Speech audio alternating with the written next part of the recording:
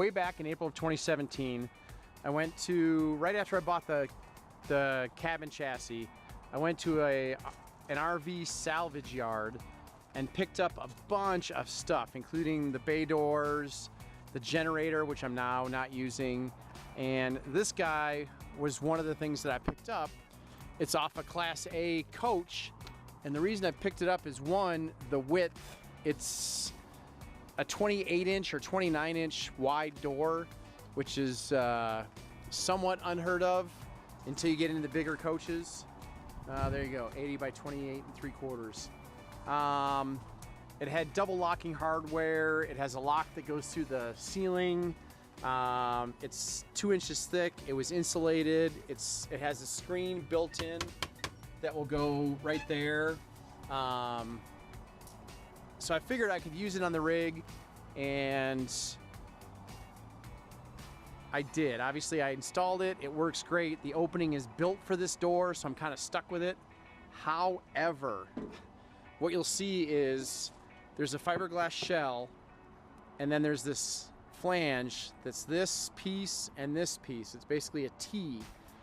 That is, this T part, this aluminum, is epoxied to the fiberglass, or adhered to the fiberglass, and then screwed to the metal frame. Well, the problem I have is with the gasket, the way it is, and the way this thing shuts, which is about there. What you're gonna notice is right up there, and I think right there a little bit, that guy rubs when it comes down.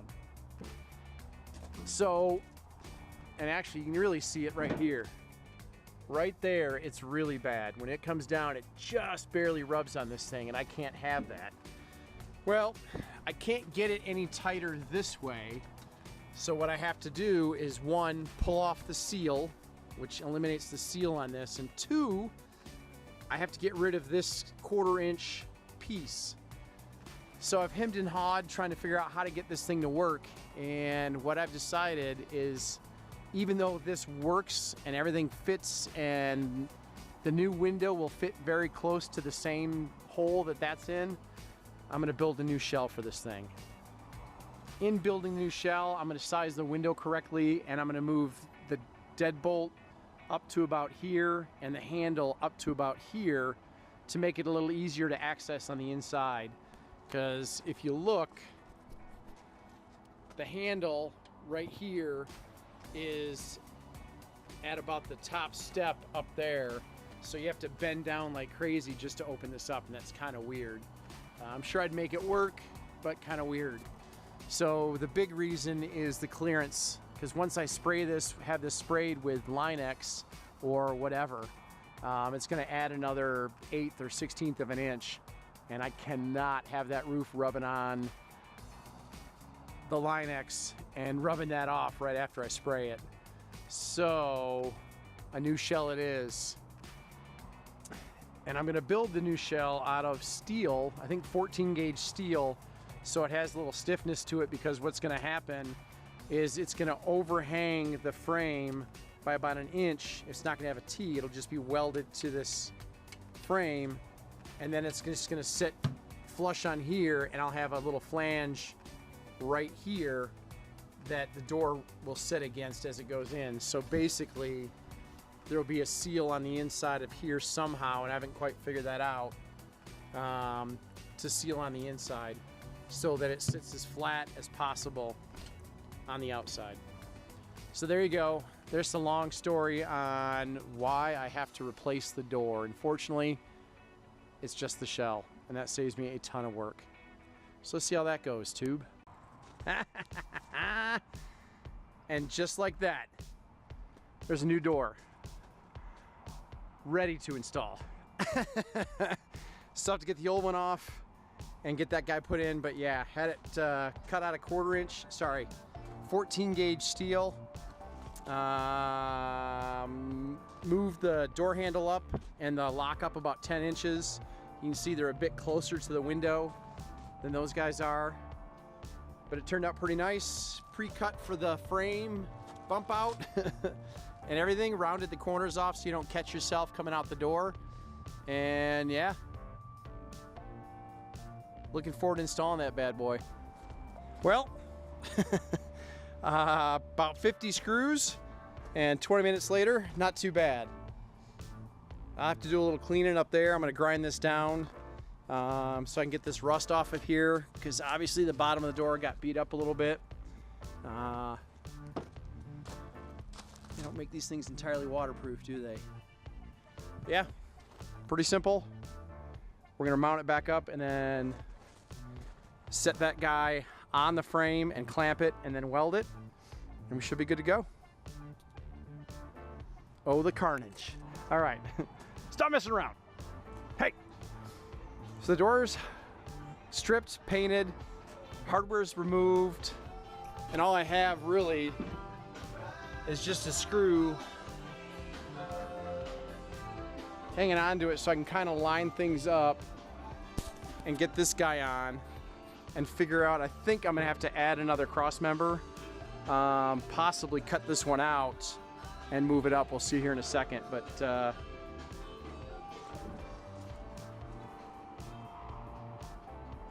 that's the next step. Well, well, well, it's the morning after. Doors in, windows in. Obviously the hardware is not in yet because that's going to require some additional framing. I've actually welded it in spots and then used the Sikaflex to seal it. Doesn't rattle or anything. The window's been sealed in. Window's been foamed in. So I have to cut this guy out. Basically what I have to do is cut this shape out. I have to fabricate some steel plate, 1/2-inch steel plate blocks for mounting screws and then thread them. So I have to move, basically this has to go up here.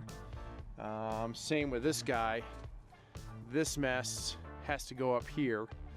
However, as lovely as this is, I have a small issue.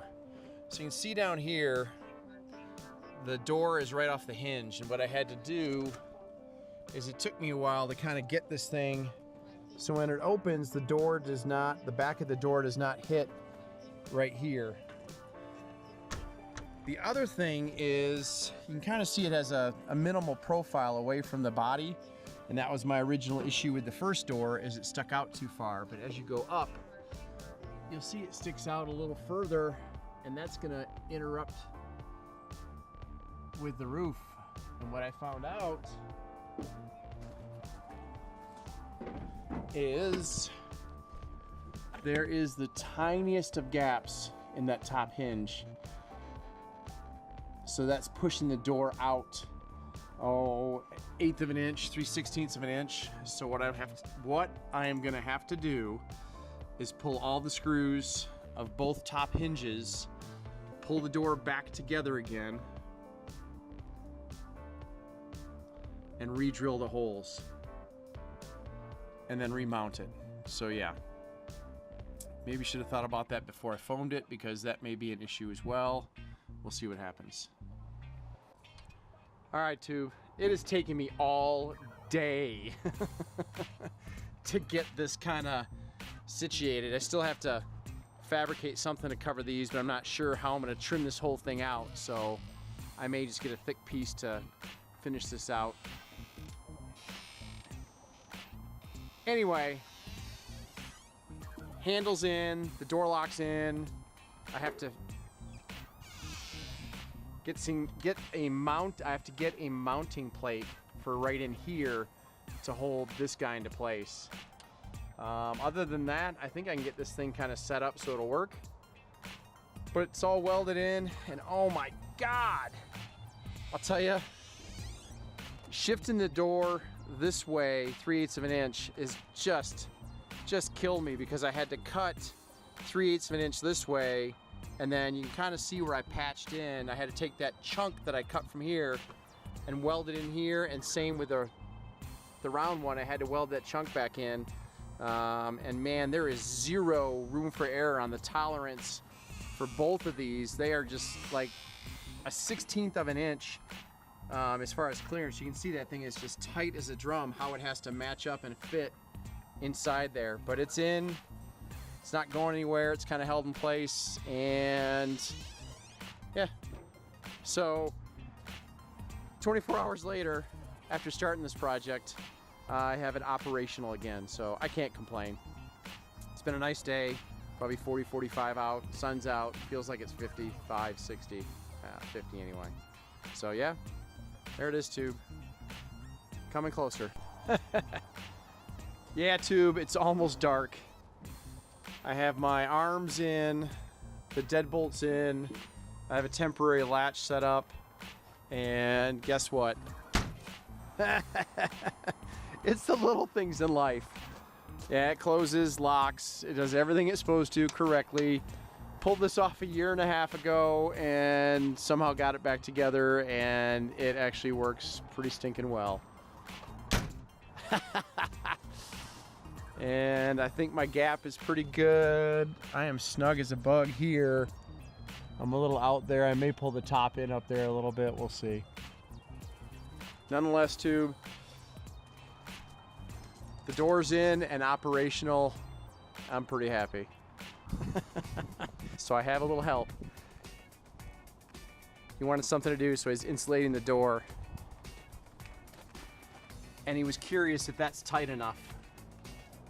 This is my dad. He's a little picky. If you couldn't tell, there's a crack between the two pieces of insulation. And he's jamming in baby pieces of insulation. I love you, Dad. So yeah, I have help today, a rare occasion because I never get help, very rarely get help.